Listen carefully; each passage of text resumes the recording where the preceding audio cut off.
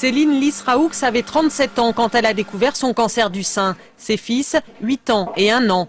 Cette battante, adepte de marathon, s'est alors lancée dans une épreuve qu'elle pensait surmonter plus facilement. J'ai pas mesuré une seconde, comme tous les bien portants ne mesurent pas une seconde, ce que ça représente en termes de douleur, de fatigue, de solitude, d'abandon social. Et vraiment, j'y suis allée sans mesurer du tout ce qui allait m'arriver. C'est au moment où on est là-dedans qu'on se dit « mais je vais pas y arriver, mais une chimio de plus, mais je vais mourir si on me fait une chimio de plus ».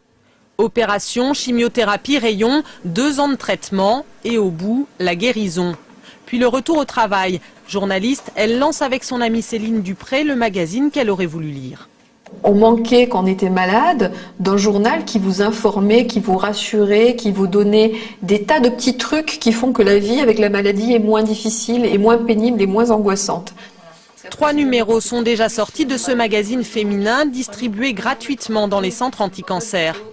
La philosophie de la rédaction, parler de la vie pendant la maladie. On a encore des idées, je veux dire, on est encore des êtres vivants quand on est malade, avec des idées, des envies, des besoins, des désirs. Enfin, tout ça n'est pas mort avec la maladie et les traitements. Le combat de Rose Magazine, alors que les traitements progressent et que de plus en plus de malades survivent, c'est aussi l'après-cancer. La société a avancé beaucoup moins vite que n'a avancé la médecine. Résultat, on se retrouve avec des gens qui sont guéris et des gens qui sont vus comme des parias à vie par la société. C'est-à-dire qu'ils ne peuvent pas assurer leur santé, qui ne peuvent pas emprunter, qui ont du mal à retrouver un travail parce qu'un jour dans leur vie, peut-être il y a 10 ans, ils ont eu quelque chose qui s'appelle le cancer. Aujourd'hui, 76% des femmes victimes de cancer du sein sont en vie 10 ans après le diagnostic de la maladie. Exactement. Ouais. Bah ça revient plusieurs fois comparé aux erreurs ordinaires et je ne suis pas qu'un cancer.